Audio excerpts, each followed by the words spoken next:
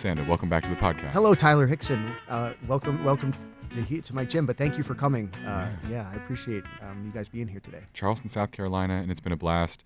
Let's talk about Guinness, though, because that's Because you noticed my hat. Yeah, it's good branding you got there. Of hats. I love Guinness because it's like it hits all the key notes. It's tasty, it's flavorful, and get this too. The carbonation is just right, so that if you just need that, you can just drink it as much as you like without worrying about any of that gas coming back up. It's the most drinkable. What is it? Less filling, great taste, less filling. It's like it's both. It's the best beer, and I think part of that is because, especially if you get the cans. My dad was always real religious about this. He's the Guinness guy in my family, and so, of course, that made me a Guinness fan. And if you get the cans especially, they have the, I forget what they call it. There's a word for it, but there's a little thing that gets released in there when you open the top, and that starts kind of that nitrogen process or whatever it is. Yeah, that's hard to get right. That's hard to get right. Like, because I've been to Ireland. I've traveled. I'm actually half Irish by blood. Like, my mother is full Irish, and so we have that stuff around, and so I've been over there, and just the taps and everything. It just comes straight from the factory. You've been to the brewery in Dublin? Yeah. Oh, I've been there, and then all the pubs, of course, are well stocked. It's like their main brand, and so it's just it tastes different than if you were to go to kind of just the pub just around it, because it's got to ship over, and then they got to get the carbonation right and everything. But those little nitrogen cartridges in the cans, they do a really good job. Yeah. They do a really good job. I mean, you just got to wait for a little bit. They foam right up. And I don't know. It's fantastic. Yeah, it's kind of killing me, actually. Because I'm not drinking a lot of beer anymore. Yeah, same. I don't, I switched over. I do like to drink, and I've taken, time off from it, and I am always careful with it, but at the same time, I've never really had any problems. I'm not a binge drinker or anything. But man, end of the day, I love having a drink, and right now, my go-to is just whiskey. I did a podcast episode with... It's efficient. Yeah, it is. It's fast. It's cheap. I did a podcast episode with...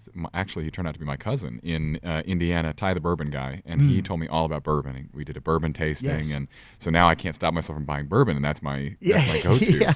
And what I actually really like to do is... I'll wait into the evening when I am starving and I start cooking dinner. Yes. I'll drink while I'm cooking. Sure, I'll get a good buzz on cooking, and then I don't want to drink when I'm eating dinner. I'm usually eating something spicy. You really don't want to put bourbon on that. Right, yeah. So I love to get just buzzed and not even notice the cooking process. Totally. Just get it done. So, because sometimes, it's like, you want to try to, we're going out each day trying to get the most out of the day, try to get the most out of life to try to go out and kill it. And so in the process of doing that, it's like, so your brain's like constantly going, it's constantly active. It's constantly looking for the next thing. It's like you become more perceptive. But at some point, man, you got to be able, I got to be able to relax a little bit, or else the wheels are just going to spin off. So crack one open, you have a little sip. Yeah, I felt that when I did. So I did Sober October last year. Yeah. And a month, and it was fine. It was no big deal. Yeah. And you get used to it eventually. And even coming back, I was like, I don't know if I really want to start drinking again. And then I did, and I was like, oh, I kind of missed that. Yeah. Because toward the end of the day, you just want to let it go, and it's nice on Sundays. Oh yeah. Yeah, because it's like you're not supposed to work today. Yeah. So go ahead, enjoy yourself. There's honestly very few events that feel like there isn't some connection to drinking. Like, it's true. You think about okay, I'm watching football. I want a beer. I'm on a boat. I want a beer. Yes. I'm at Thanksgiving. Let's get some wine going. There's something to almost everything where alcohol pairs in a way in our minds, and it's usually, I assume, just because you find those times where you want to be able to relax and you want to let off some steam, and you want to just be more yourself and be less uncomfortable around the people. Totally. And it's that social lubricant factor. And I think that speaks to that sort of turning down the mind a little bit. Yeah, just turning down the volume. Yeah, because it's like, I think we're primed automatically because we survived through the ages, through the jungles, through the wars, through the tigers, the lions, and the bears and everything, to become here today with this technology to be able to talk like this and to talk about these things. And I feel like that's one of the attributes that allowed us to survive, was that ability for that brain to also always look out and see and observe and survive. But it's like, we come equipped with that out of the factory, but sometimes we've earned this big kingdom for us to live in. So we don't need to have it to be going 24/7. So we can sort of breathe and just sort of like slow down and just be like, oh, okay, we can enjoy it. Yeah. Well, you think about what we demand from our brains on a day-to-day basis. Yeah. I mean, you demand a lot almost immediately. You look at your phone, and all of a sudden, you're taking in as much information as your ancestors would have taken in a year, and you're doing that in 10 minutes. And then you are driving a car or a motorcycle in our case faster than you should be able to perceive the world around you. Like there's nothing in us that should be able to move 70 miles an hour, and for us to take that all in like it's happening. And then you go to work. And then work becomes, so it's wild throughout the day, all the things we're supposed to process. And then you're going to watch a TV show, and then you're going to listen to a podcast. And, it's just insane that we have that much to digest and to work with. And so I like to have a drink at that time of day. And I like I'm kind of a cheap date at that point because I am starving. I got nothing in my body. One shot's about all that does it, and I'm feeling great, and we're done. It does. It not only social lubricant or deterrent, it's sort of like it's sort of like soul food or spirit. It's a gift for your spirit. It's like sort of like, okay, it allows you to sort of turn off those hyperactive tendencies to see everything.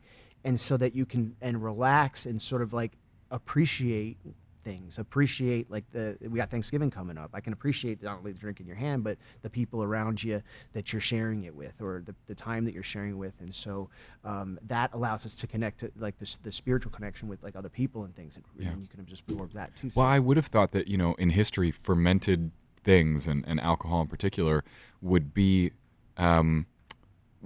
connected to religious processes, because any form of sort of changing our own perception of the world is always going to be connected to something religious. And a lot of that has hung on still, and there's still communion, and there's still, there's a connection with alcohol, I think, and obviously psychedelics and all those things. So it makes sense what you're saying in terms of like, you're just accessing a different part of yourself. I think it's the conscious action of letting go. You're saying like, I'm going to let go and just say like, I'm just consume this. And it's like, okay, your brain can go, like you can overdo it and things. So it's like you're saying, okay, I trust, and I'm going to just be okay and let go. It's a very uncomfortable feeling. Yeah. I haven't pushed that to its extremes. I know people who have and who love, doing psilocybin and DMT and all that stuff. And it's just like, I don't know if I'll ever be there because that is letting go. It's one thing to just have some drinks because the most you're going to do is just pass out and vomit all day. Well, like very common theme in like, for example, like comic books and things like that. And I read a lot of manga and anime and things is this idea of like, okay, letting go. For example, a lot of times it's depicted as like jumping off of a cliff or something like that. Like the character that, that's trying to, that you're following in the journey at some point in their training, they have to like, literally jump off a cliff and figure out how to survive, and it happens a lot. And so you kind of see the parallel a little bit. Sometimes people, all they do is let go. They're like, okay, I'm just gonna have this and this and this and this, and then so they never really stick to anything. They're just like never holding on to anything. And so then it's like by the end they're just like, wow, I feel like they feel wrecked from the experience, you know. Have you seen the King Arthur with Charlie Hunnam, Legend of the Sword? It's got Andrew, who's that other British dude? No, she can't hear me. She's working on her documentary. Of course. Shoot. She's working. No, she would know. It's the sexy British guy. Yeah. Aren't they? The voice, I think, is part of it. They had an empire. Just on the voice to be like, hey, I'm talking to you. I sound like that's the voice of authority, the British accent, It's like, okay, this guy's got fancy clothes and he's got like muskets, so he must know what he's talking about. But have you seen this movie, Legend of the Sword? I know, with Jude Law, I know the story, the background of the King Arthur and everything. I haven't seen that specifically. Dude, it's worth watching. It's really interesting. Charlie Hunnam, first of all, it's super well directed, and Charlie Hunnam kills it. He's the guy from Sons of Anarchy, real badass. And it's interesting in this movie because he goes on sort of I think people would call it like a plant medicine journey, where he basically goes and has to conquer all his inner demons and all this stuff. And it's really pretty fantastic depiction. That's super cool that we're talking about that, because a lot of that, and it goes with the drinking and then maybe the other things as well. But you know how like you go around and you're trying to learn things, so you just improve your skill sets and things like that. But what you're trying to do really is to try to improve your perception, how you perceive things. So anytime you learn something, it's like, okay, it attaches itself to you. Now you can see through these eyes something, and then maybe you can interpret it differently because of that experience.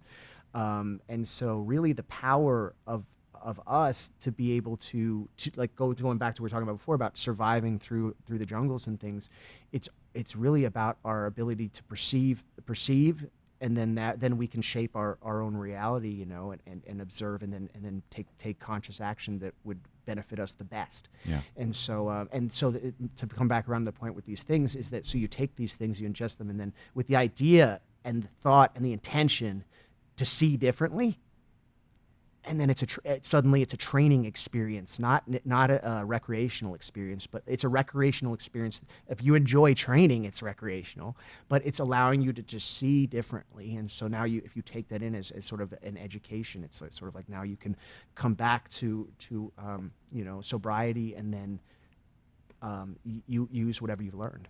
Yeah. Yeah.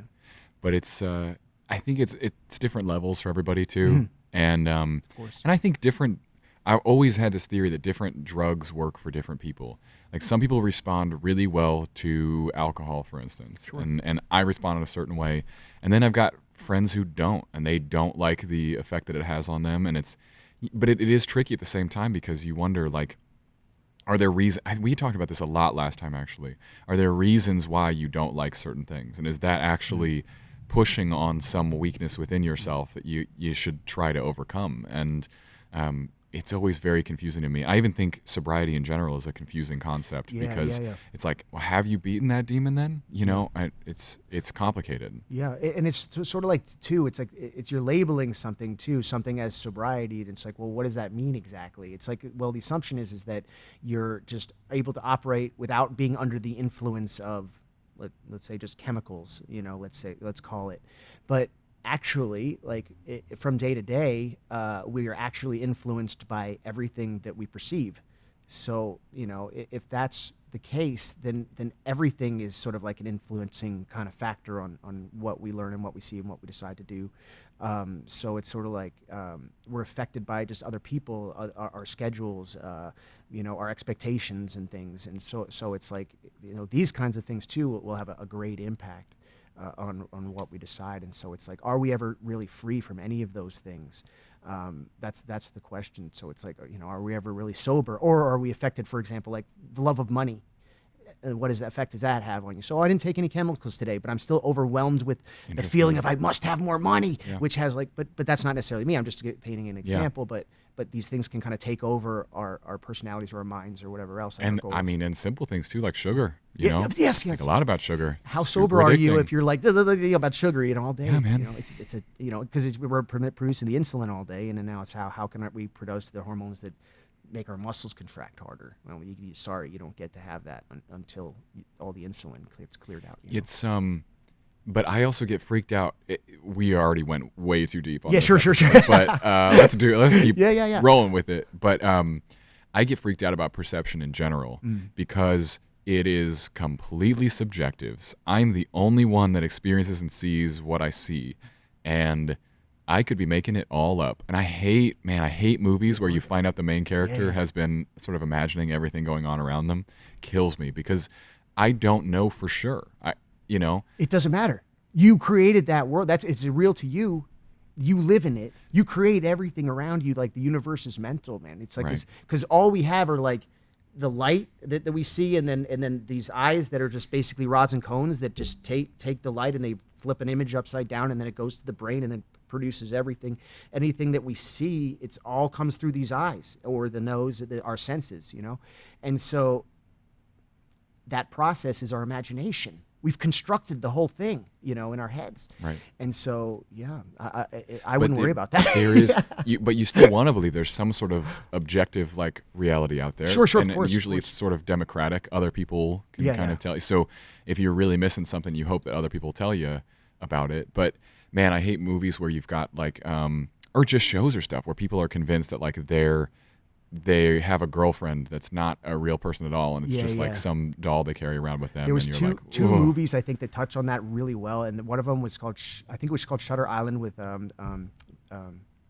I haven't seen it. Is it real scary? Yeah, it's one of those suspense things where he's like on I think it was Alcatraz, but he's like investigating what's going on at this facility. But it turns out that he was actually in the facility the whole time. There was another one called Sucker Punch, where these women. Sure. Man, that was heartbreaking, because it was like these women that were trapped in these horrible situation in like a mental asylum. And they're having sort of shared visions. They're having shared schizophrenia kind of. And and they're able to fight back and within the confines of that place and even seem like they're overcoming it.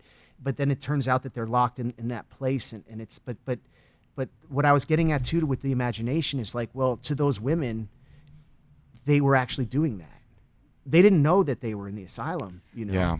Like they didn't know. Like we could see it like on the outside, like because it was the movie, we're in the audience. But the women, they didn't know. They were fighting samurais with Uzis and what is this, Gatling guns and everything, all that stylized. And also in doing so, also being connected with those other women too. And so they were able to find each other and everything and create through each other's imagination and power that realm that they lived in exclusively. Yeah. I listened to our episode again just to remind myself so I didn't go over any old ground here. Sure. I remember bringing up Robert Persig a whole lot on our episode, who's the guy that wrote Zen and the Art of Motorcycle Maintenance, and he suffered from schizophrenia to a point where he had to be institutionalized for a while, but he has such an interesting take on it because he essentially said like, well, I perceive, my own reality, a subjective reality, but I'm fine to play by the rules of this one that you guys are telling me is real. Yeah. And it is wild to hear him talk about that, because you just don't know. You'll only ever have your experience, and I could be inventing everything that's going on around me, and I absolutely never know that. Or and then I get into weird things like we could be in a simulation, and it is all built around me. Check this out. Hate it. In that moment where you're asking, I don't know if this works, but it's just a theory, and I've been practicing it. In that moment where you ask yourself, is this real? Just assume it is, and assume that you're making it real, and then continue with that assumption and allow your actions to guide that. And then guess what? Then you realize after a while that maybe that's the key to manifesting things. And really, it's just action. Interesting. Yeah. I think that it helps me personally to engage with very real things with real consequences. Yes. One of those things has been hunting, which has been recent because you're dealing with real life or death, real make the shot, miss the shot, real. It feels very real. And the other one, of course, that we're talking about today is Jiu Jitsu. Yes. It is incredibly real when you feel the pressure of another person trying to kill you on top of it. I felt that today. I do. Me too. Every day. But that is sort of the beauty of it. It is very, very real. Mm-hmm. Yeah, and then the feeling of it is real. And so that's the value. If it can feel real. I'm talking to that. If it feels, scratch my back there. If it feels real, then it's like it to your mind, it is real. To your perceptions, it is real. So, that's your reality. So you can just sort of benefit from it. And it is so important to engage with. What's the opposite of pleasure? Displeasure? Pain, oh man, yes. Oh my gosh, to engage in discomfort. So pain, man, it's pretty. You can't escape it, can you? Well, and you wouldn't invent it for yourself. I think it's innate. Yeah. To this realm that we're in. So it makes me feel like anytime you're engaging with discomfort and you're not comfortable, then you are experiencing real. And all right, sorry folks, we filled up the card. That is very rare that this card gets full because it's massive. Yeah. And now we're using heavy words. Yeah. We're too intense. This card was like, guys, I'm processing a lot right now. Come on. Help. Oof. But where we left off, I just took a listen. We were just introducing this concept of like discomfort, and that like one way that I think that when you're experiencing discomfort, that's one way to really make sure you are truly there, because there's no way your brain would like invent that for itself. There's just no way. Yeah. Even this is discomfort because we were on a roll. Yeah. And now we got to bring it back, and that's hard to do. Yeah.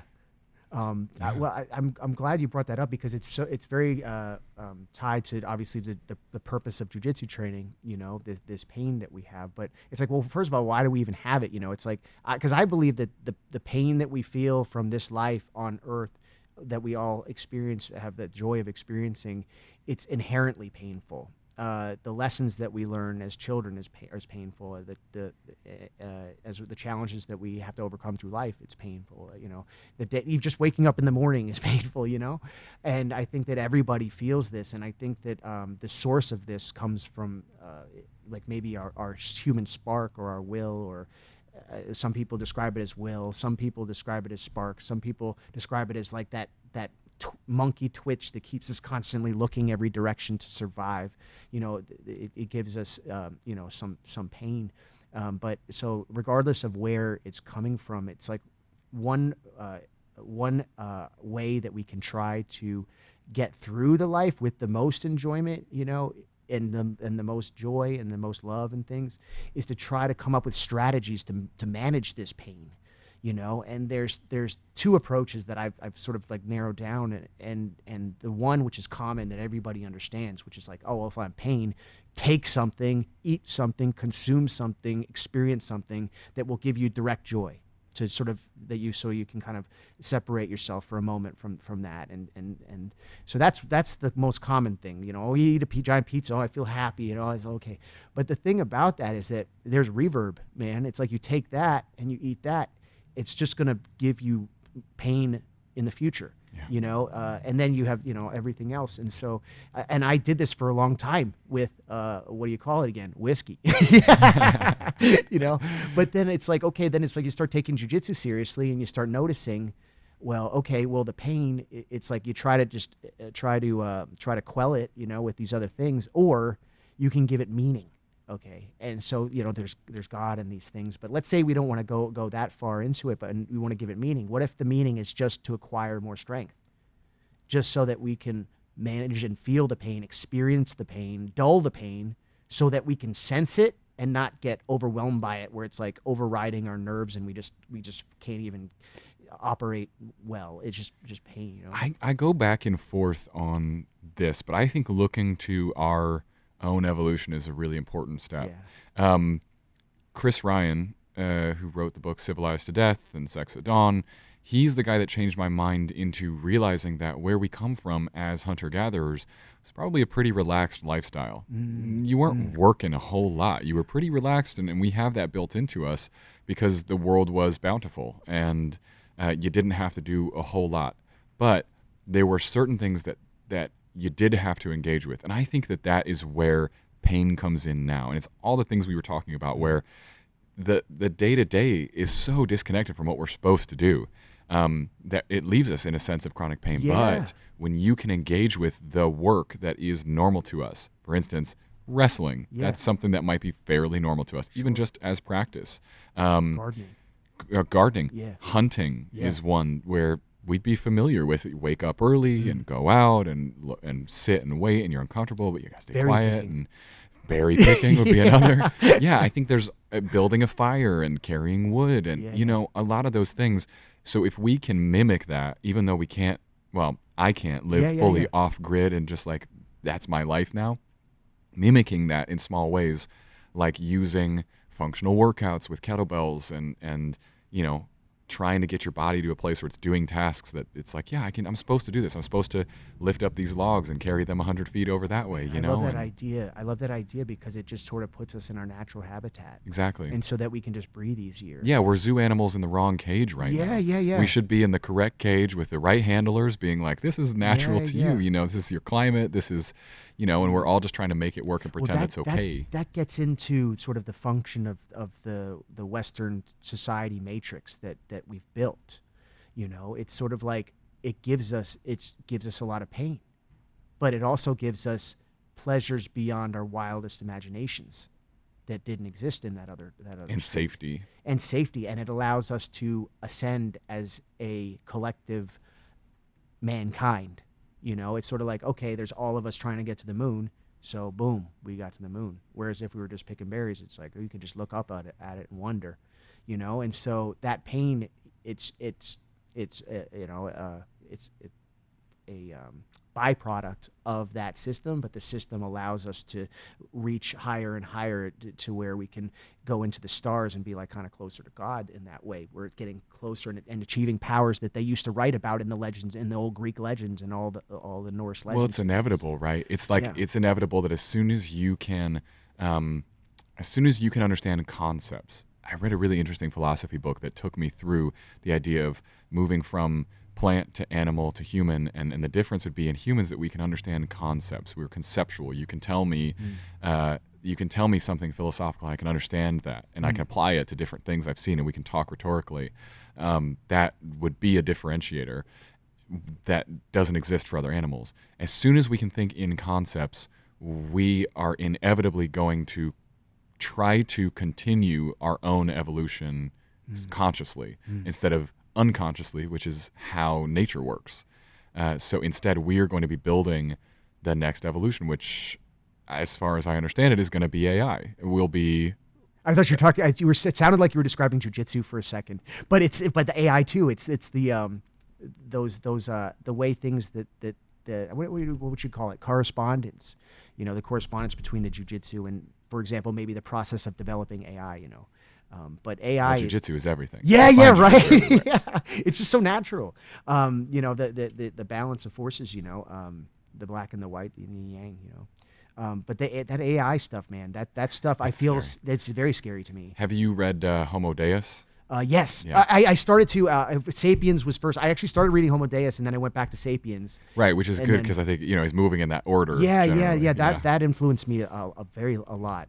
Homo Deus is fantastic. Harari, I think his name is, or something. Yuval Harari, I think. But the Homo Deus, it's that stuff is freaks me out because that I feel like that very easily could get out of our control. Yeah. And that's us creating, because how did we get created? We can have a bunch of theories about that, but we're creating something that can mimic us to the point where we've all seen Terminator. We've all seen what happens. And a lot of these movies, man, they come from our imagination. This goes back to what I was talking about manifesting things like that and about creating our own reality through our imagination. Oh, what's real, what's not? What we think becomes real. Where the heck did Jules Verne came up in, what was it, the 1920s or what, the 30s or 40s? I forgot. Shoot, I should know that. 40s, I think maybe. But he was writing these stories about submersible submarines going to the bottom of the sea that could electrify giant squids and things. And then you got James Cameron going down there at the bottom of the ocean finding the Titanic, later, and everything else. How our world is starting to look like 1984 to people, It's like this, how do they know? Yeah. What was it, Brave New World, I forgot, Aldo or something. Huxley, thank you. Same idea. Mm-hmm. And so we got to be careful, when we, these guys are the guys that, like, okay, they had the perception, they were sitting on the mountaintop, they're like the soothsayers of our modern age, and they're like, well, I'm reading the bones and I'm looking at the weather and I'm checking the wind and this is what it seems like, and I'm going to get a cool story out of it, maybe something. I think the main reason is that part of what is inevitable about humans is that we're going to do things that are irrational and make mistakes, but we recognize that rationality is the highest good, sort of. Yeah. And the problem will be when machines can do rationality better than us. Yeah. And when they can go, you are being irrational by whatever. I you think could talk that about they anything. will. You could talk about climate change. You could talk about medical treatments. You could talk about anything. And they could be like, this is irrational because this is the only way, Dude, it's worse than I thought. Well, you think like... Because they're way more rational than us because we have our emotions. We're still working on here's what it really is. Yeah. We are still working on what is right and what is wrong. Yes. That's what we're all still working on, and we grapple with it constantly, and good people, I think, grapple with it, and that's important. Meanwhile, we are building the enforcers of that logic chain. Yeah. So we haven't worked it out just yet, yeah, and we're already building the machines that can enforce it. How do you give it morality? Yeah. Yeah. And what if the moral thing to do, because we make mistakes like you mentioned, what if the moral thing to do is like for them to rule us? Well, even the problem is that that is what everybody worries about, right? I know, right? Because if the moral thing might be the continuation of our species, then that's the highest good, then the moral thing to do would be to shut down all these things we rely on, like our power grid or something. But do we really rely on it, or is that an illusion? Because we can go back, we can always live like the hunter-gatherers. We could. A lot of people will die if we do. That is true. Because people, number one, have no skills. The food infrastructure completely breaks down. Maybe they'll die. They'll finish their life, and then it just that we won't be able to sustain. But you also have to include some sort of self-preservation in an AI that you build, because they can't live without the power grid going down either. Isaac Asimov, he wrote the rules for the robots. He was like, you can't. The robots aren't allowed to harm the master. Right. And so it's like they couldn't get through that wall because it was within them. It was built within them, and so they don't have the ability to go into that and to reprogram it because of their limitations. So, oh man, this is that's what a I was relief. excited about. That's a relief because I was so worried about it for a second, and they can't get through it the same way that we can't. But how could they get away with it? How could they get around it? Because we harm ourselves. That's where it's going to be a problem. Because we are doing harm to ourselves. When I drive my truck and I emit carbon into the atmosphere, I'm harming. So you humankind. think that one of those the robotics guy, or it would probably have to be more than one robotics guy, but maybe a whole company that was behind saying like, okay, we want to build an AI that does not have the safeguards and also give it a backdoor to be able to rewrite its programming. Well, it's even stranger than that because morality has always been variable. Every culture decides their own morality and what is right or wrong, and I think it would be wrong to say that a certain culture is right or wrong. Well, I mean, you could say that, sure, but then we do have like tablets that came down that were written on stone that like from bushes and things that say, okay, that we're not going to kill each other, or we're not going to like covet the other people's stuff or what we can go through. But that's only one opinion. But let's say we just made it one. Pick one. Don't kill. Right. Don't kill. Robot. You don't have not going to give you the right inputs and the right things. But I could always give you. Functions. I could always play devil's advocate to that. You've got someone who's dying of terminal cancer and they're suffering. Yeah, they would like to receive injection. Okay, so what are they gonna? But they don't kill the guy, so maybe they just back off and then let nature take its That's course. suffering then. But see, oh yes, killing has to exist. Forget in about nature. now. This is good. We're back to the pain and the suffering. Are we going to write the rules today? Maybe we can talk about them and we could write them down if you want to. But here's the thing: like, so pain versus suffering, totally different thing. But suffering can be voluntary in Jiu Jitsu. Suffering should always be attempted to be avoided at all costs. I disagree. Pain. All right, let's talk about it. Pain should not be avoided at all costs. Pain should be faced. Pain is what you need to face in order to accomplish your goals, in order to manifest, to do whatever you want. Now, suffering.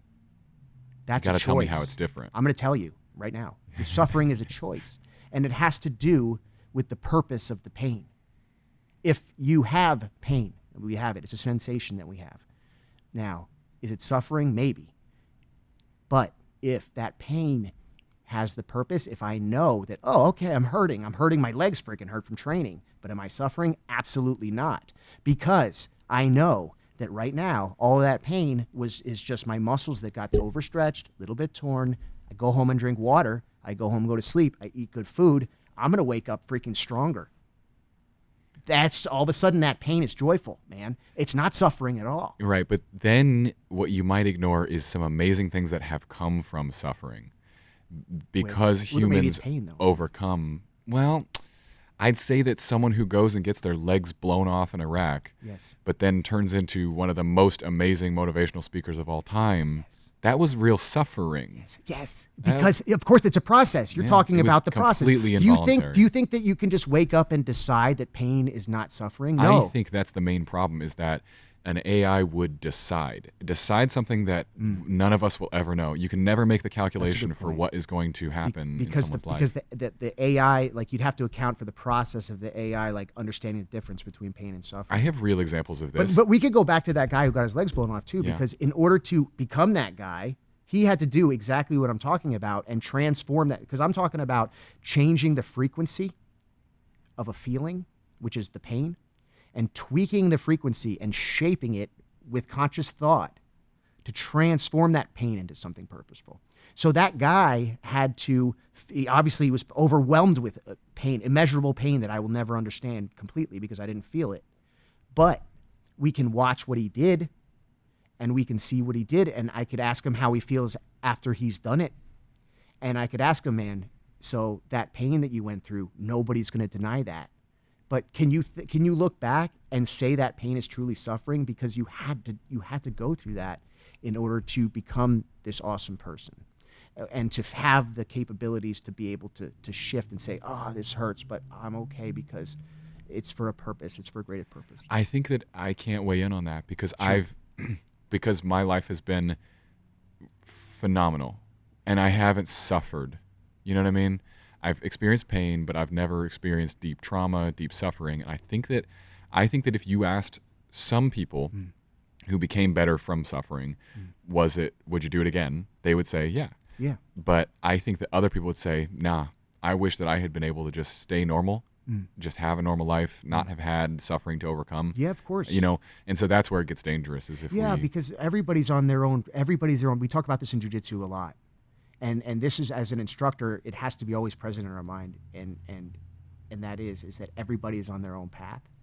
A lot of times with Jiu Jitsu, it's like, historically speaking and traditionally speaking, you've got this hierarchical structure, and you learn from one guy and then you pass it on. It's tradition, and it's military traditions, and so that has remains to this day, and it's natural for people to feel like ownership of the realm that they're creating within their own gimmick, for example.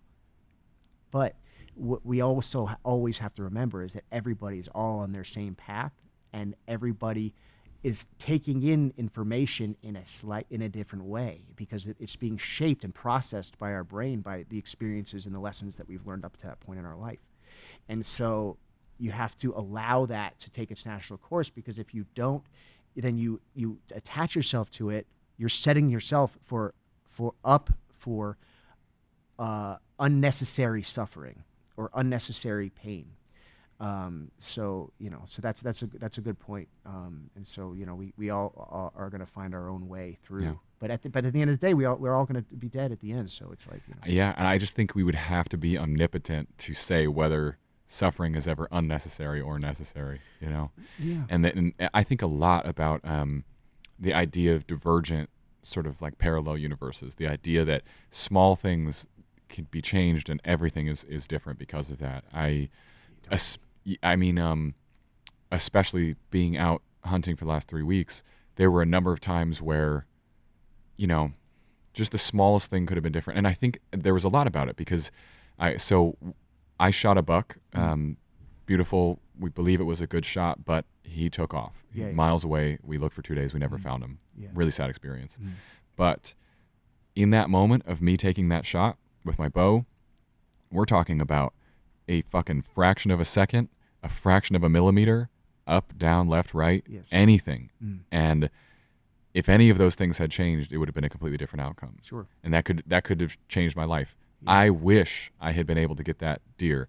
At the same time, would I have been as driven this year to go back out next year, to be better, to improve my skills, to improve my distance judging? I don't know. That to me sounds like necessary pain to improve your craft, which is to finish the kill in one shot. And so that pain that you go through, you can suffer and think about the pain that buck had to the rest of the life, that buck lived, and it wasn't a very much of a quality of life for him to the end there.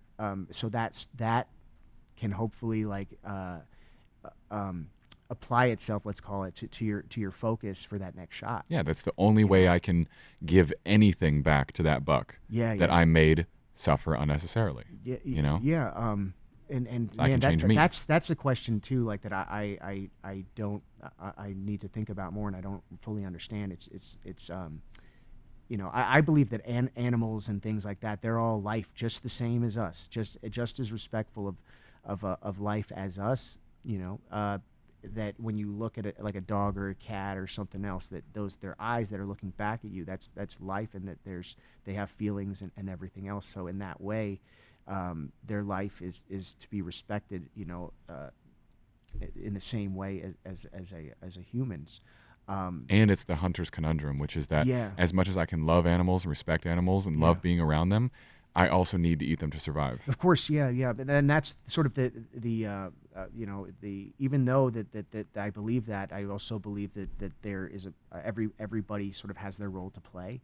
If my role is to get eaten one day by a shark, if I'm swimming or something, then shoot, that my body was to feed that guy that day. And it's a rough thought. It's a rough thought, but it could happen. If I'm run over by a car or something, whatever else, it's like we all are are vulnerable to these things, and it's in Lion King. It's part of the circle of life. One day I'll decay and I'll feed the worms. Right.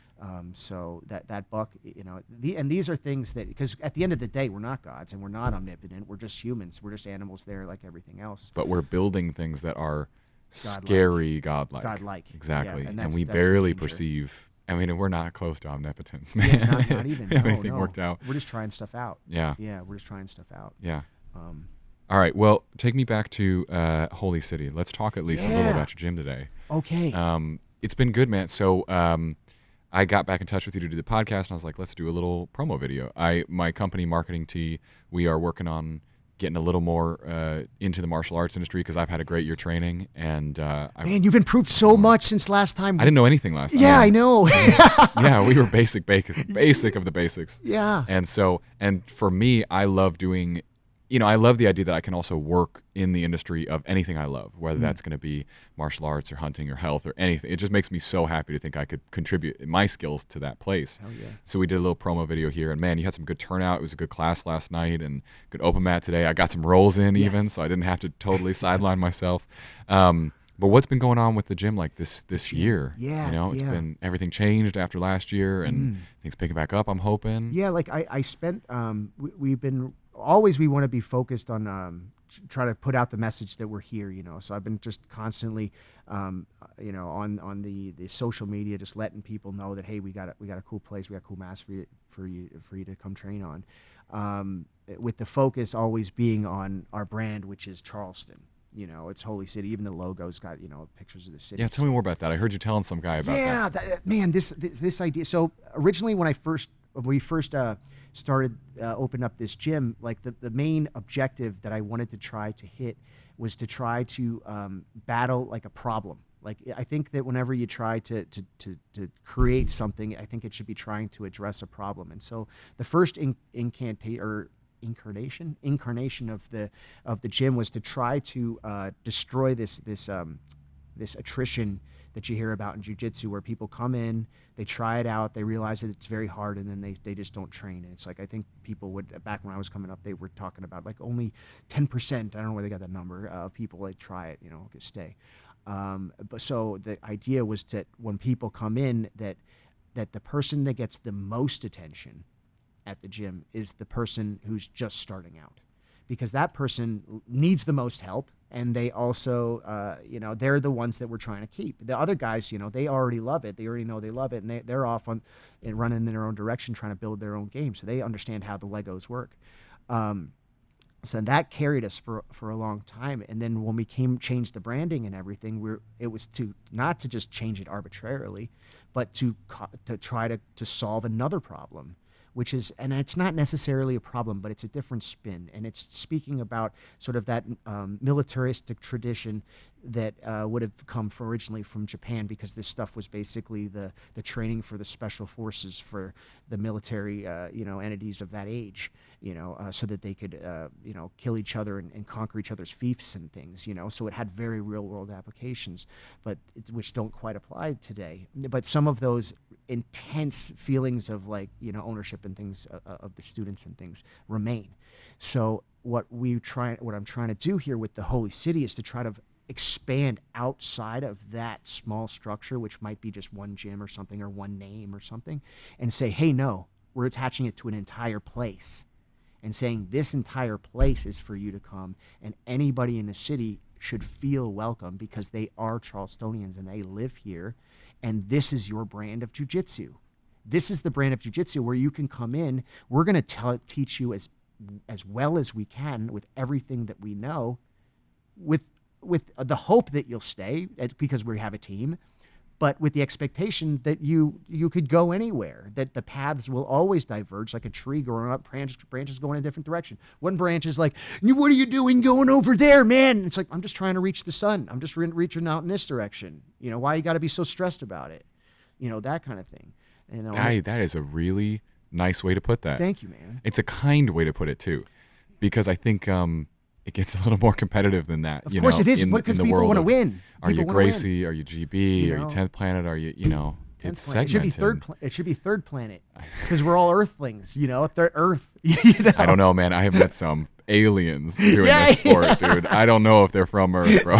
They might not be. Maybe we're not. Yeah. They might not. I've seen some insane I always things. was going off the assumption that we were Earthlings. I always was going off that assumption, but I could be wrong about that. Yeah. I watch some of these guys roll with some of these guys, and you're like, man, you're not from this planet, dude. I think the order was that we were humans, and then we were Americans, and then we were like maybe like, I don't know, colors or something or some BS.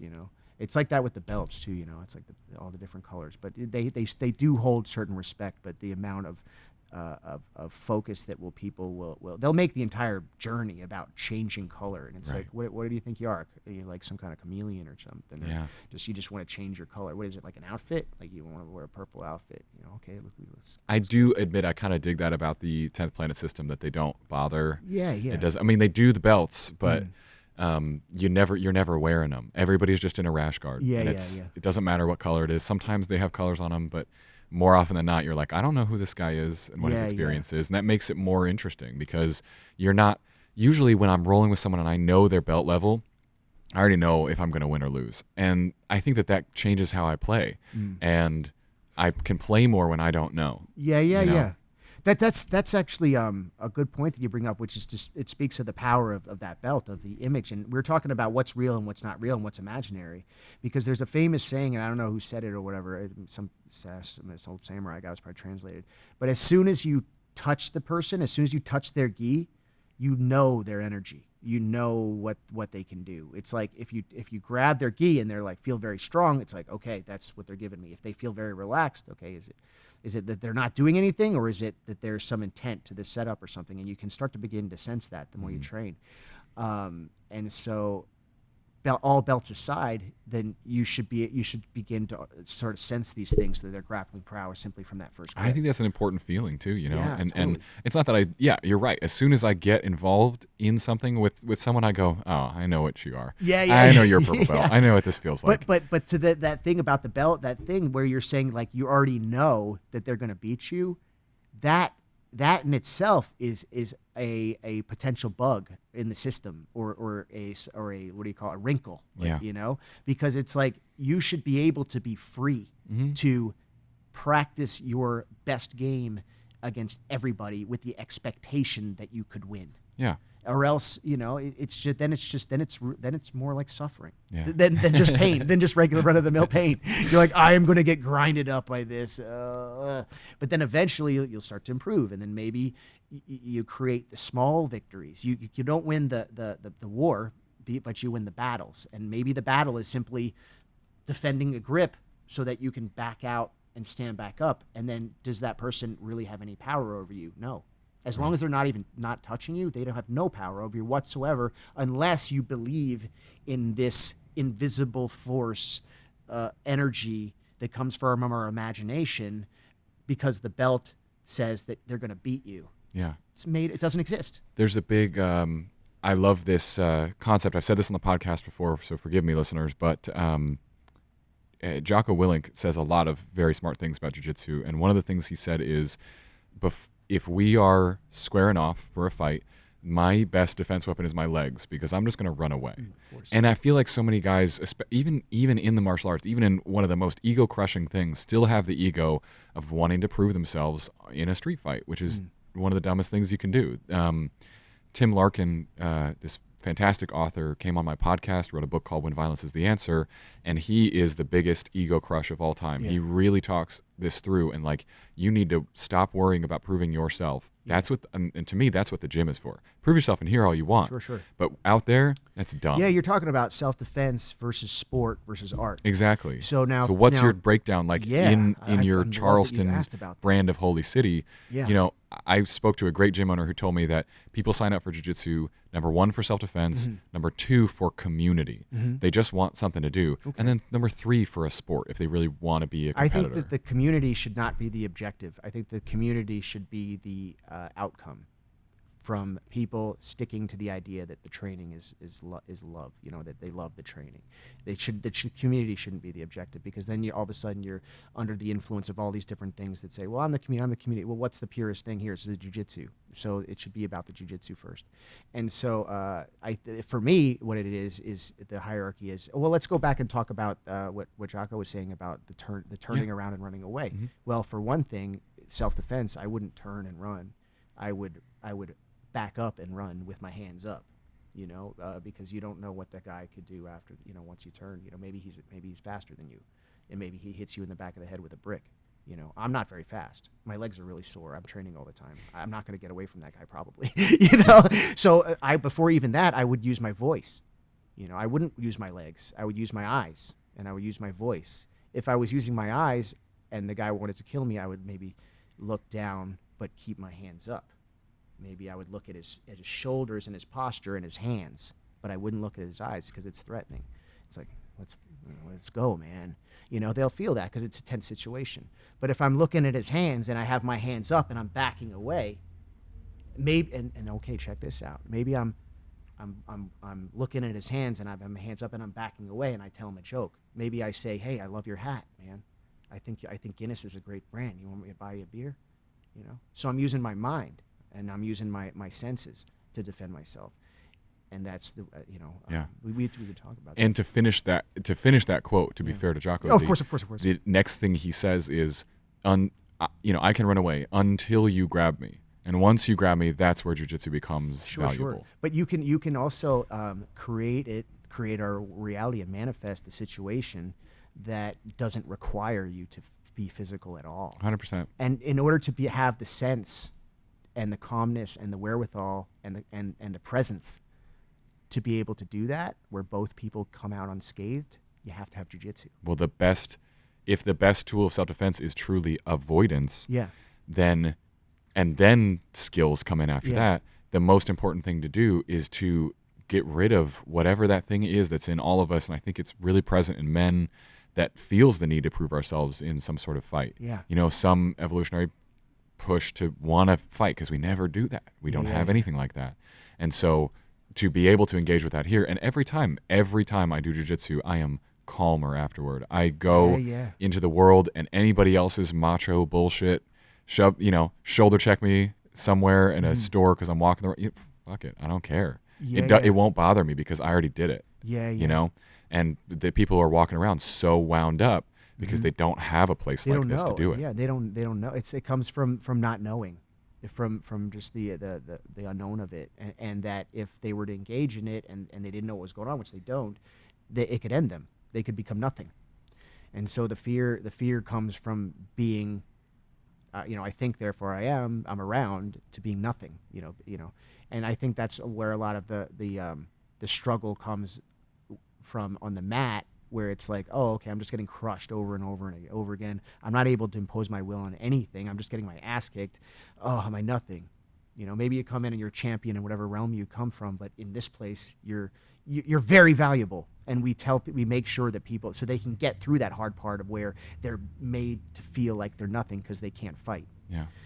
And that's very real. And it'll just knock their freaking block off. And so that it'll make them not even want to come back into the gym. And it changes. Jiu-jitsu will change your perception of what a fighter looks like too, because they can look like anything. Yeah. And there's some scrappy people. Like, the truth is, so I've been training for about a year now, and still, if I was to come across a dude who's out of shape walking around, and in my head I go, I got this, I still have that. If that dude wrestled in high school, he could still probably beat me. I mean, there's a good I might have something now, but I don't have wrestling in high school behind me. So if he's got any sort of muscle memory still left in him, he's still going to be able to take me down and hurt me pretty good. And I think that is crucial to recognize that anybody at any time, you don't know who you're squaring up against. Yeah, and check this out though. Like, if you focus on your jiu-jitsu, on self-defense, now the situation you painted for yourself there with the wrestler, it was sort of predicated on this feeling that you had to beat him and to beat him like with a choke or whatever else because he's on top of you. So a positional battle, And this speaks more to, in my thoughts, it speaks more to the sporting aspect of jiu-jitsu, which is to say, here's a situation, there's two combatants, and one person has to emerge victorious at the end of it. And that's going to be, jiu-jitsu must be had, or wrestling, or conflict, let's call it. Earlier I said you must have jiu-jitsu when you're trying to have presence in those moments where you can kind of stay centered. You don't have to have jiu-jitsu, but you have to have the confidence that comes from training jiu-jitsu, and it can come from anything. So I wanted to correct that. But so your assumption in this situation is that sport, okay? You got two people, and then the outcome is going to be, you know, somebody wins the fight.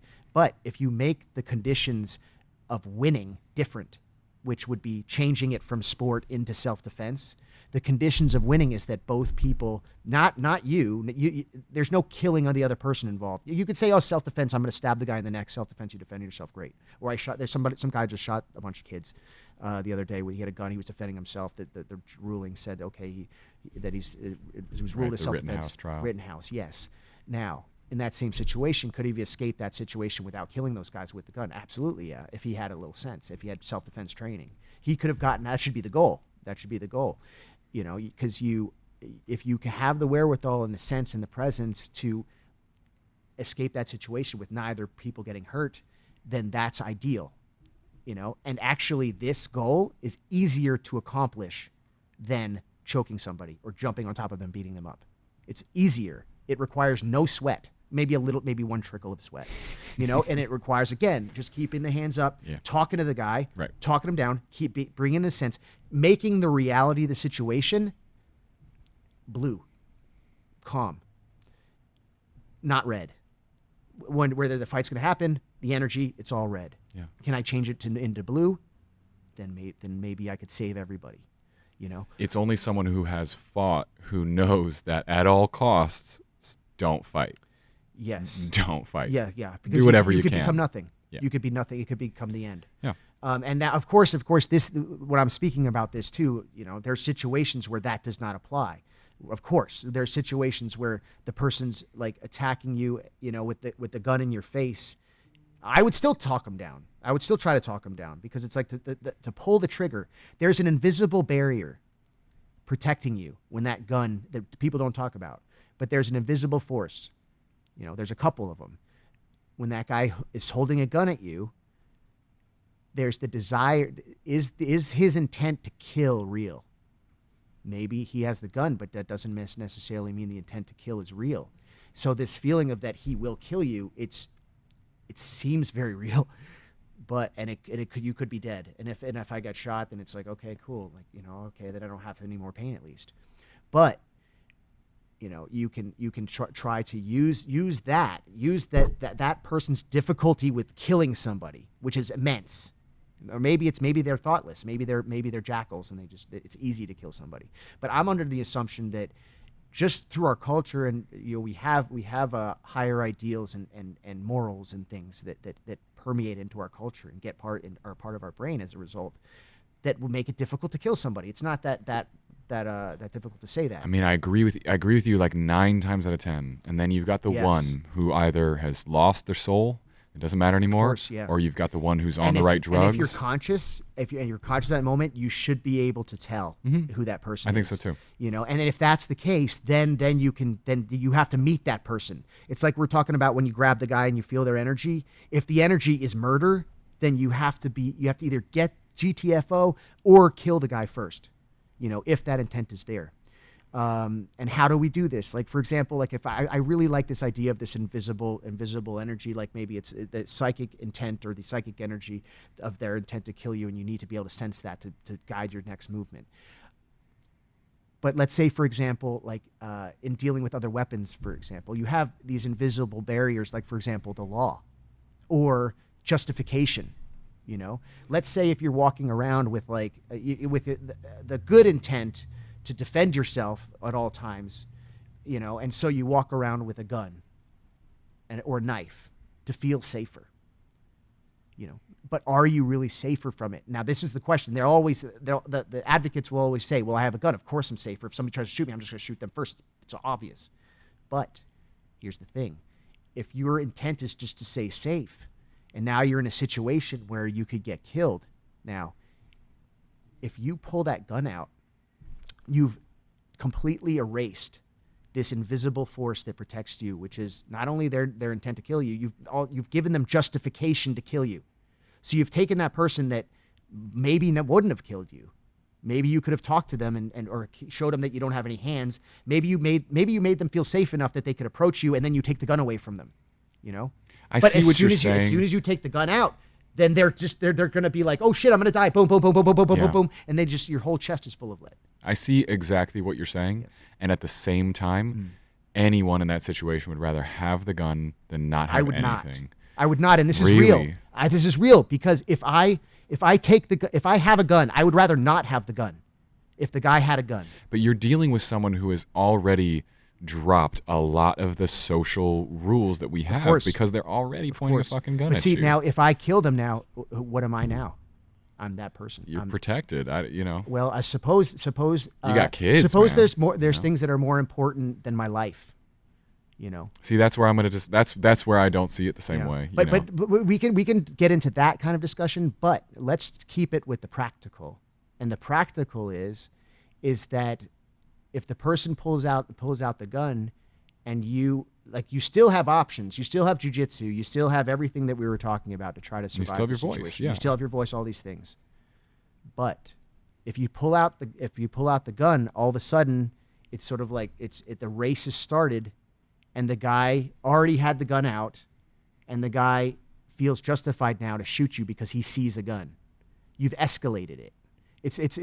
The idea comes from, have you ever heard of mutually assured destruction? Sure. It's the nuclear concept that in order to protect yourself from a nuclear strike, that you have to have nuclear weapons.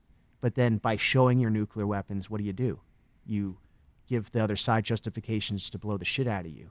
You know, it's like, no, they can't have it under any circumstances. But then the person without the bombs, you know, it's like, I guess maybe if you had somebody that it was morally corrupt enough, and this is what you're talking about, to protect you against that person, and you know that they would bomb another nation that didn't have those capabilities. I think that's more likely true than not. And more likely, it's only happened once in our history, and guess which country did it? It was America. Right. You know, so we got it. So you're right to be worried about that, because you never know, because people are fed ideas, and whatever they eat, that's what they become. And so if you have a population that's running around thinking that it's okay to shoot people that are unarmed, then you're in danger. But if you have a population of people that are running around thinking that it's okay and justified and like morally, you become a hero if you shoot somebody else with a gun, then that gun, you better leave it at home, because you could be inviting your own death just by carrying it, because then everybody's going to be like, oh shit, he's got a gun, all bets are off, I'm going to kill you. So I mean, I'm pretty sure that the sentiments surrounding the gun stuff in the country now at the present is that if you have a gun and they have a gun, it's the shootout gallery. You know, it's possible. Well, that's what it feels like. It's possible. Yeah, I hear you. This went in a weird direction. No, it's cool. It's self-defense. Yeah. At the end of the day, it's all self-defense. There are guns out there. Yeah. The so that hierarchy, going back to Holy City, then what is the hierarchy that you choose and that you sort of hold up for your students? Like what are the ways? What are the things you want them focused on? For the longest time, it was about that saving the attrition, or stopping the attrition, I should say. And so it's to allow people to take what we teach them and then go in whatever the direction they want to, because it's not just it's a martial art, of course, but when you focus on the self-defense and the sporting aspect, and the art is really where we were focused on so much for when we first founded it, was that we need to encourage people to create their art, to create, and their jiu-jitsu becomes a way that they can affect other people, like just directly by choking them, obviously, but then also maybe they can help coach that person, and they're able to grow and flourish, and then maybe they can develop the confidence of like an advanced belt in half the amount of time, and and then they've received the benefit of the product which we offered them, which is jiu-jitsu, yes, but the main one is the confidence that they get from learning it and being able to practice the art, and of course the joyful feelings of being able to express yourself through art, which is also a badass way to have art, so it's just, it hits all the key notes. It's like sells itself. It's beautiful. That now we were able to grow under that sort of mission. But then now I've been so focused on this idea of self-defense, and I'm never going to let go of that gun idea too, because, if I'm walking around and there's a thug and he's got the gun and I've got nothing, I've got my whole sense, all my senses, and the game is that, he has a gun and I don't think he's going to shoot an unarmed guy. But if I take this out, then it's a whole different thing. And that kind of idea is sort of like directed me to really make sure that these guys all understand these ideas, so that they just don't go running into a burning building and just have the whole thing crash down on them, and that's the self-defense. So it's like these people need to learn jiu-jitsu, which is the practicing of the art. And obviously the sport is sort of like almost thrust upon them because it's 24/7 coming in through the internet. Go gi, no gi, rules, ADC, blah, just all this. But the self-defense aspect of it, it's like that's the precious product that I want my students in this gym to have, because that's real confidence, because then it's like I really truly feel safe, not like I kind of feel like safe under these set conditions in the gym with the mats, but I feel safe and prepared in the outside world where I have to potentially face these things. And in doing so, you're sort of getting the people to think about those things. And if they think about those things, they're no different than those samurais from the 1600s or 1400s, because they thought that they would go out and they could die at any time. So if you kind of bring that culture, that samurai sort of feeling, the culture of the military background of the art to them, and you give that to them, then they can go out and they can have true peace, because then they feel like, okay, that they're prepared for anything that they might encounter, and it doesn't require any pre-planning. It just requires being focused and using your mind in that moment clearly, and not just letting the situation run out of control.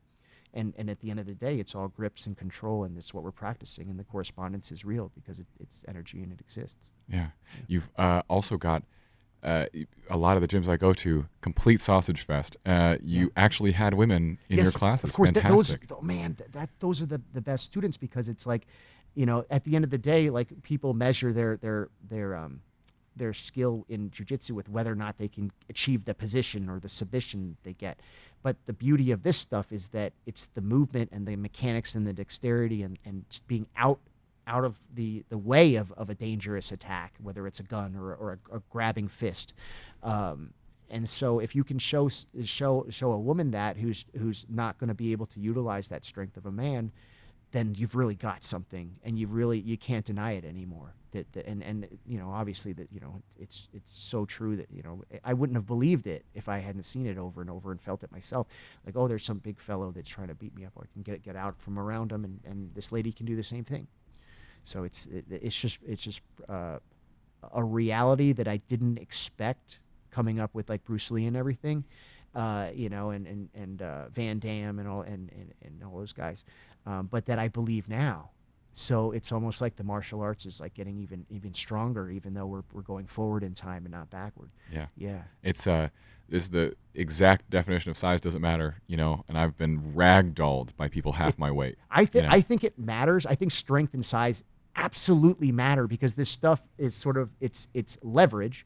And how do you get leverage to work? You need to apply power to the leverage. Well, yeah, I think everybody needs to be strong for what they are, but the fact is, like, I've rolled with people who I could out bench, I could out push. It doesn't matter, but because they apply these principles better than I do, they destroy me, and they have more options than I do. But it's great for a beginner to get into this, because you start to realize how quickly, like, the first year, it was really more like the first 6 months or so, you go from 0 to 1. It's super binary change. And now some of the basic things that I can do in a roll, the only reason they don't work is because that person knows the tiny things they need to do to beat it. The average person who walks around and has never engaged with martial arts, they have no idea that they need to keep my leg on that side. They need you know how you beat that?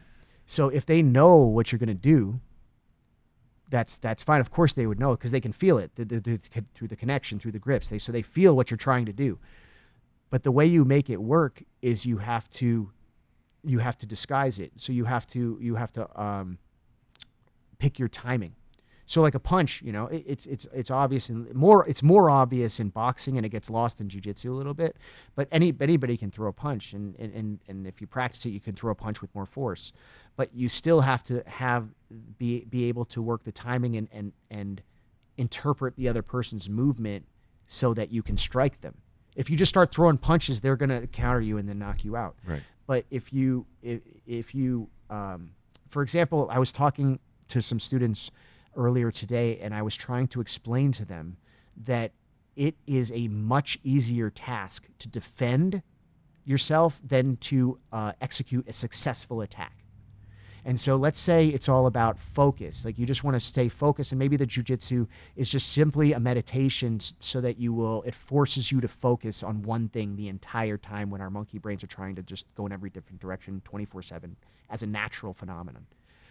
But this forces us to stay present. And if you can stay more present than the other guy, even if he's wearing a different belt, if he's thinking about his lunch, you can beat him. If you can maybe you're trying to get a certain move and you just tip him, and then you try your move, then you can beat him. So it's really about just try to constantly keep your balance centered, and off balance them, try it again. Marcelo Garcia used to say it a lot. It's like, well, if you didn't hit your move, like just do it again and just do it faster and just do it with more intent, do it with different timing. It's like you can knock somebody out. You can be Mike Tyson with like a few techniques. I mean, how many punches are there? Right. A lot of very famous jiu-jitsu competitors and things, they have their specific games that they love to do, and they don't need to know 1,000 moves. They need to know 10 good ones. It's just a matter of making those ones work under the situation. And again, it goes back to being able to read that situation, and that's so you can connect that to the self-defense. So like the sporting aspect can become like a more precise application of that self-defense application. Right. So. Well, I think that it's been a fantastic year. When I came out and talked with you last year, I had a million reasons not to get started, but really the best one, I think, was the timing of things. I really hadn't been in any one spot. I really wanted to be in one spot for like a month. Mm-hmm. And luckily, right after we left here, we went down to Florida, and I started down there at Gracie Bradenton, and I spent a month there. Mm-hmm. And then from that point, I felt like I had enough that I could continue to train throughout the year wherever I happened to end up, even if it was just for a week in one spot. And so I've been doing pretty much everything I can to keep that going. And it's just, that's awesome. I mean, it's just been awesome. It's been great. And now, like it was, we rolled today, which was really nice. And you did what black belts do, and I had no chance to do anything. But you blocked my freaking main pass, though. Oh, really? Yeah, you made me like do different moves and stuff. Well, there you go. Yes. And there's always weird stuff. Sometimes I feel like there's weird stuff I've gotten because I've experienced so many different gym styles. Mm-hmm. And of course there's all the 10th Planet stuff that's kind of its own thing. And there's stuff, if you whip out a rubber guard in a lot of gyms, they'll be like, what are you doing? They have no idea how to defend it. And so that's pretty fun. But at first it was far more challenging. And now it's gotten to a point where I'm a little more comfortable being able to walk in a brand new environment and be like, we all speak the same language. Totally. I can speak a little. And that's to what you're going back to what you're saying about the community stuff, because it's like anybody that trains, it's sort of like it was very backwards for gyms to feel like animosity towards other gyms that's manufactured by the marketing powers of each particular gym and gym owners and things. When the reality of the situation is that every single practitioner has probably more in common with you than members of your own family, maybe, because they train and they live by those mindsets. They get it. You totally. You get it. They get it. You get it. You don't do this if you don't get it. Exactly. Because it sucks. Exactly. And so the reality is that all of those people are within the community, no matter what, just because they're practicing. So that's so in other words, it's not necessary to focus on the community. You focus on the jiu-jitsu, so there's no diluting of the jiu-jitsu to focus on, picnics or whatever else. But then those things would just come naturally from just wanting to be around those people because you can learn from them. Yeah. Well, I think and now I get to do the fun part of jiu-jitsu in a way because of my schedule, because I'm only in one place maybe once a year. Now I get to start my tour of all these gyms that I started at brand new. Oh, man, I get to go back. I get to see the guys, and That's I get so to cool. be like, hey, I've picked up some things. I'm not still, I'm still easy to beat, but I'm not as easy to beat. And so Don't say that you're easy to beat, because then you will become easy to beat. well, I understand that too, but You're just being humble. still easy to beat. I'm still pretty damn easy to beat.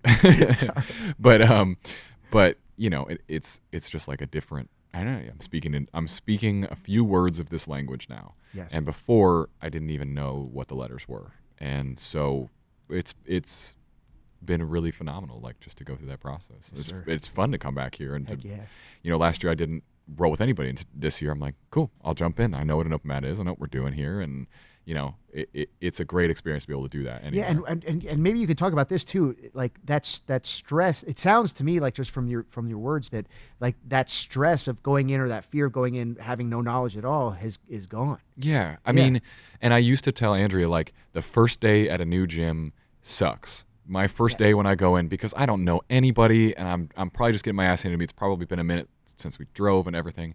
Second day is great because I'm back in the swing of things. I don't even know if I feel that anymore. It used to be, and we talked about this in the last podcast, I had a real hard time if someone is doing an instruction and showing, hey, all right, we're going to start from a lockdown position. You've already skipped 7 steps that I don't know, which is how to get into a lockdown position. Yeah. This leg goes here, and then you have to go Man, under, that's one thing that we always will do, at least in my classes, is whenever we work a position, like, we got to show, like, give context. We got to show the entry, is the way I'll phrase it usually. Because if you don't have the entry, how are you supposed to tie this hypothetical position to fighting? Right. Yeah, you have to be able to figure out to get into it, or else it's like you won't be able to, because when you really are able to execute the move against, and this is just something I've noticed. I don't know if it's like absolute truth or anything. Of course, who don't knows that it's unattainable. But if you can make that move work in the situation where there's full resistance, i.e. a roll, you get to keep that move because you felt the energy correctly. So the challenge is to try to, while you're drilling and things, to try to create enough energy so that you can kind of recreate that. Exactly. But also the other thing was just the challenge of not understanding the starting position of anything, and then now someone can say we're starting in a half guard. And I know what that is. Yeah. So I don't have to spend half the class being like, now what is half guard again? Yeah. I think that was a big, I don't know if it was a fear creator, but it certainly was a confusion creator for me, because I was like, I don't even know what that means. But I've also been humbled and been appreciative of going around the country, getting my ass kicked in, I don't know how many states at this point. Yeah.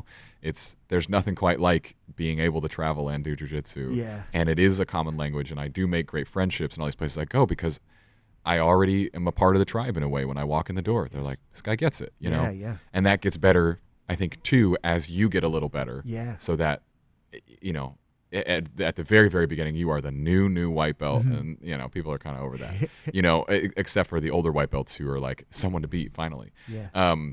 Now when you have spent some time in it, I feel like I can bring something to the table. I can make a role interesting. Yes. For a blue belt, for a purple belt. I can make it interesting at the very least. Yeah. Even if we both know the outcome. Yeah. And well, so I feel like the goal of the practitioner every time, whatever the challenge is, like whether whatever the outcome rather is, the goal of the practitioner, if they're continuing to improve, should be to try to gain something from every roll, no matter what it is. And if nothing else, let's say, for example, it just becomes distill it down to just what we're talking about, just the focus of that meditation. So if I can roll with anybody, and stay focused and present in that moment the entire roll, then I've given my brain something very useful to practice, whether I got an armbar or I got armbarred myself. So it's like the practice was there, and then the outcome didn't matter. It was the fact that I was practicing. So that's another technique that you can use to alleviate, to change the pain and to change the suffering that's inherent to pain, or that comes naturally from the pain, to eliminate the suffering. It's like filtering water or filtering your coffee or differently or something, filtering pain differently. If you can see the victory in your improvement, regardless of whether you got beat up or not, then all of a sudden the suffering is like, awesome. Yeah. And it's almost like you can quench that that joyous feeling with a nice refreshing beverage afterwards. Right. Makes it even better. Well, and again, it's like all the things you and I talked about last year too, which was we talked a lot about people pick the discomfort that they are most comfortable with too. Whatever exercise you do, you can be like, I'm an ultra marathoner and I'll be impressed, but I'm going to assume you like running, and so in a way you've made it easier for yourself. I know how you feel about that, because I love, like, for example, just training, and if I'm getting beat up, I'm like, all right, cool, I'm getting stronger. Yeah, it's like very Goku, Saiyan kind of thing. But for example, needles, ouch, don't like them. What is this? Am I getting stronger from this? Right. So everybody has their weakness. Yeah. Like everybody has a discomfort that is truly a discomfort. Yeah. And I think that I do miss that a little bit about the beginning. It was I would walk in with fear, with no understanding of what was going on around me.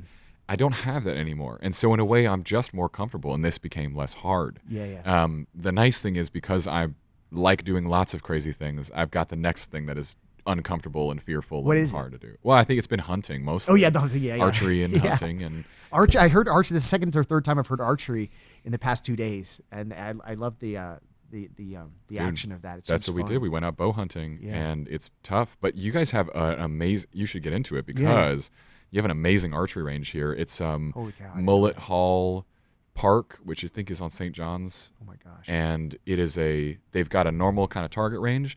They've also got a 3D range with animal targets back in the woods, and all the distances are marked out. It's a real well taken care of range. Nice foam targets. I'm actually going to check that out. You should. And I mean, like a basic. So last year I was just shooting a recurve bow, which is just wood bow, and I went out there and had a great time. That's all you need. $100 and decent, even less than that. That's really super cool. But this year, of course, now I've got the compound bow because I'm really hunting with it, and so Andrea and I took our bows out yesterday to that range and just had a blast, man. It's a great place to go. That's cool. But get into it. It's right here, and it's like $2 to go. And I think you can buy a pass for the year or something. I like the idea of the shooting and stuff too, because it's a and the stuff I was saying before, it isn't because that guns are inherently bad or anything. I think that being able to shoot and do all these things is super cool. Like, all of my video game characters can do this. Right. And I need to be able to be accurate and precise. And so the training is real, and it can really have tons of powerful benefits. But going back to the martial arts, like, I truly believe that, because, like, just generally we live in a nice culture where people it's important for people to feel like they're good, like that they're justified, and the people, and you can see that in with the gun lobbies, because they feel that they're being good by having the gun, and they feel like they're being good by shooting the guy with the other guy with the gun who's a bad guy, so it makes them feel good.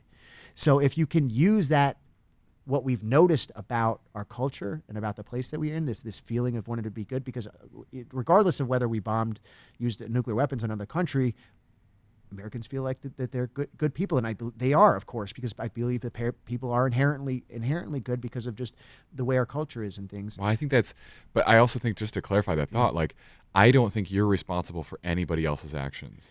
So I may represent America. I'm a proud American, but I didn't make any of those decisions. And so it is interesting to hold an entire group of people responsible. But it happens, though. It happens. It's called, what is it, identity? I forgot what the term is. These professors and things, they come up with words for these things.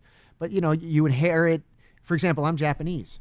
I grew up my entire life, people assuming that I, like, knew karate, and then I, could make sushi and, and whatever else. I love sushi. Well, I can barely fish, honestly.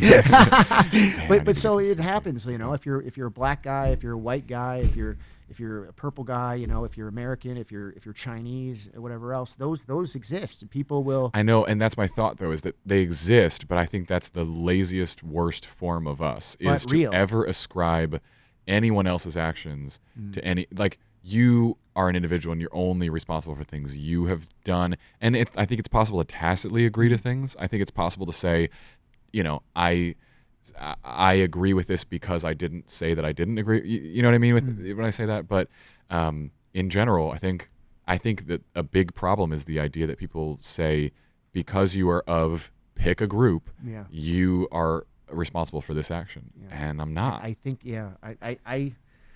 I think that if you want to go back to like Sapiens and stuff, Mm-hmm. and say that that at the end of the day we are animals and things, and well, we're not. We're man, and we're trying to become man, but out of the box, with nothing of our culture and of our accomplishments things aside, like we have the instincts of a very advanced animal, and so concepts, for example, of tribalism and seeing the differences in other people, it's a natural, evolved response from others that could potentially disrupt the harmony of a group, So, and movies and things. There was a book written, and there was a movie too called The 13th Warrior.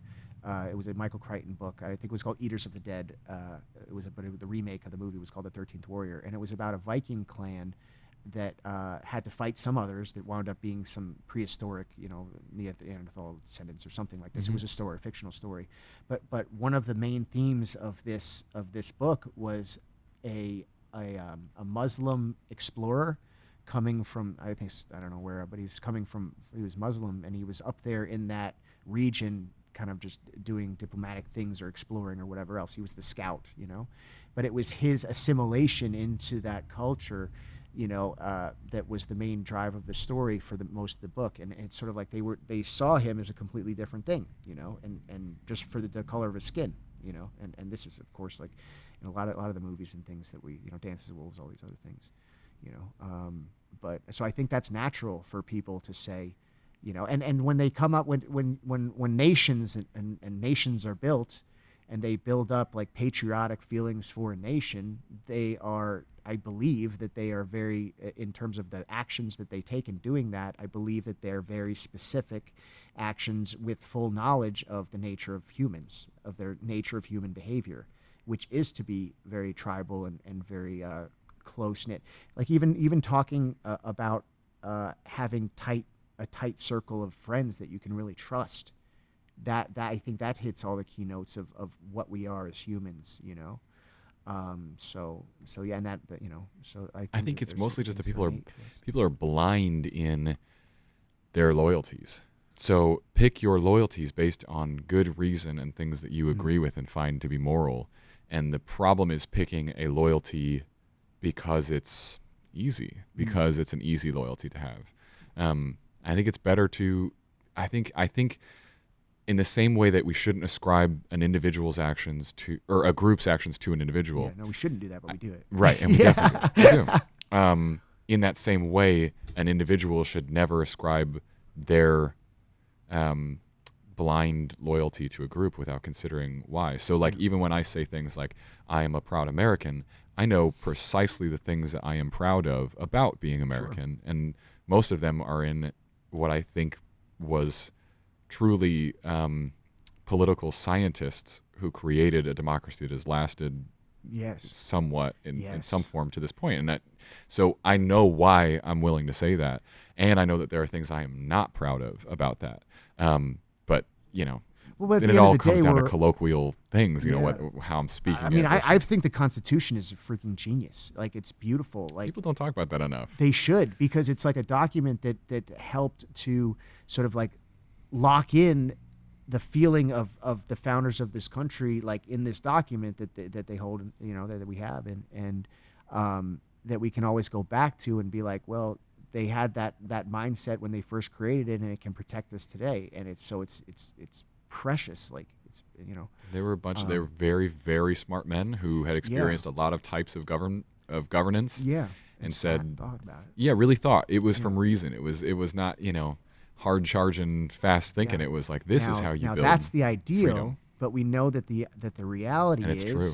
It's true, but there's forces at work in this country that are trying to unwind the truth of it. Yeah. So, and make it untrue. Right. To make it the past. Right. And the way they're doing it, obviously, is just through our politics and dividing the entire country into red and blue, so that they can control it better. Yeah. Because if there's only two, then they can sort of figure out who's going to win, and they can okay, he's going to win. Okay, cool, boom, and then they can kind of continue to play. So now all of a sudden, they've undermined the truth of that document Right. by creating their But own again, truth, and and it's more true.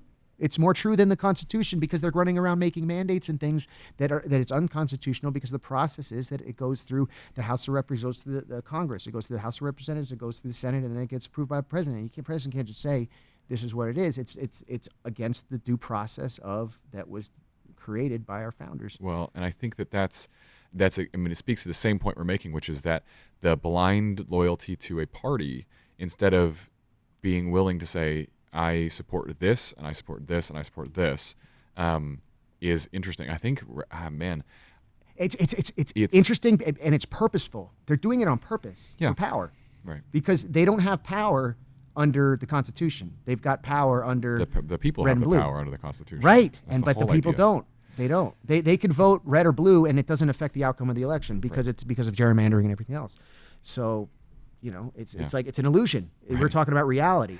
So reality, because remember earlier, go way back to the first thing we talked about is what's imaginary and what's real.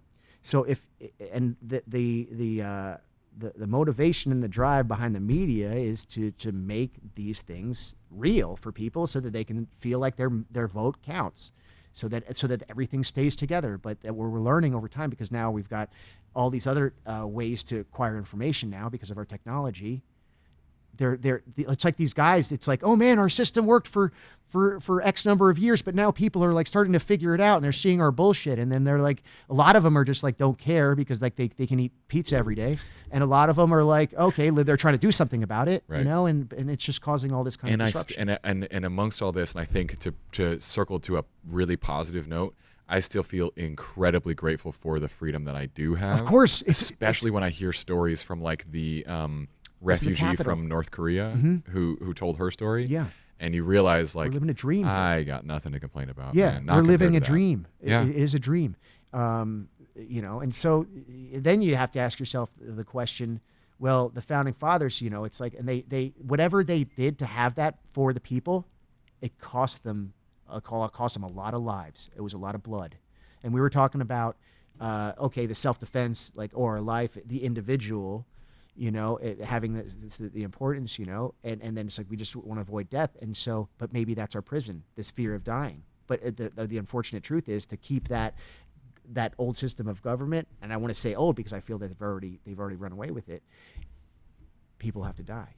People have to defend it, And it's not to defend the oil; it's to defend the Constitution. Well, we also created this country, it like a Garden of Eden. And there was still some original sin in of course. that Yeah. Constitution. And that really is, I think. Yeah.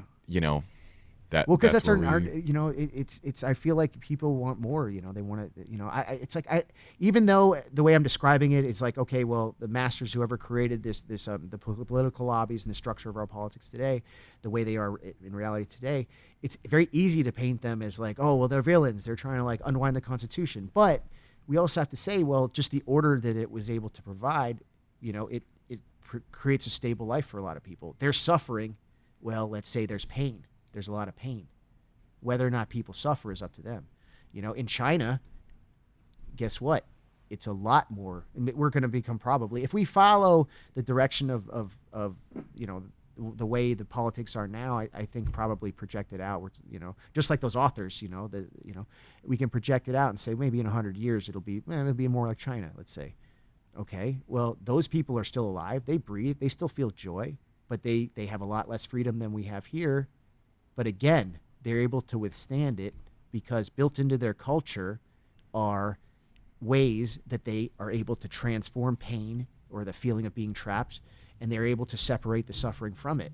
And it's called Buddhism, or whatever else they're religion. But I don't think it should have to be that way. If well, I was it doesn't, it can writing be anyway. a script, it would be that everybody has those things that are inalienable. Yeah. Life, liberty, pursuit of happiness. Those are inalienable. And so to me, it's a shame any time a personal liberty is taken away by either another person. No, I agree with you government, 100%. I think people should. I think if you went back, because we're talking about the Constitution and everything, but if you take it back and just make it the Ten Commandments, and you just have people maybe everybody just obeys the Ten Commandments, and you just no other laws, maybe that could be okay.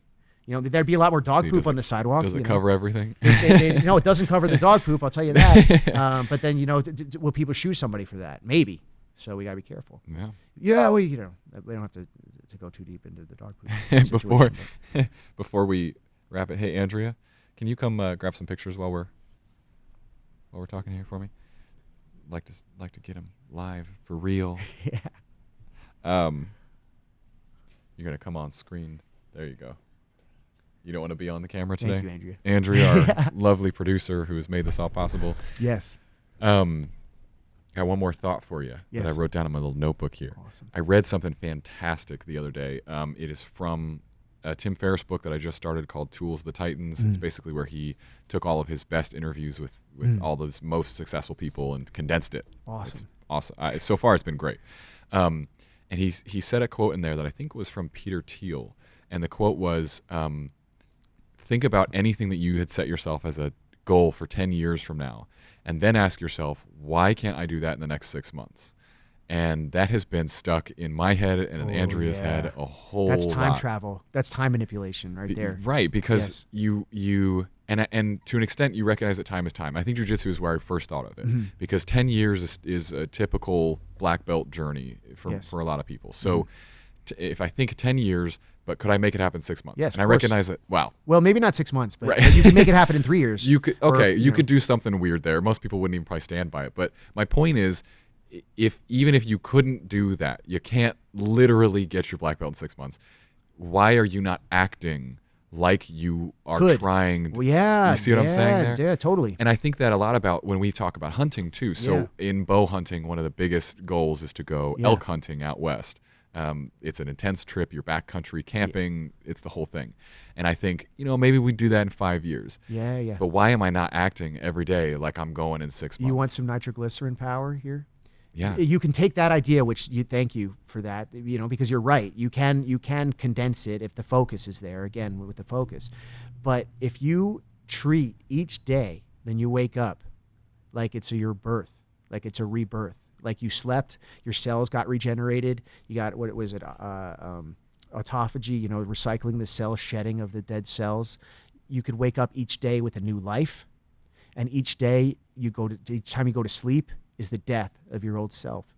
And so if you think of each day as an entire lifetime, and every single thing that you do, if you wake up and make your bed, and you wake up and you make nice eggs instead of eating some crappy breakfast or something else, whatever else, cholesterol, but and do each thing because like it's your last day on earth, and it's not, you're just pretending, then you'll be able to do those things easier.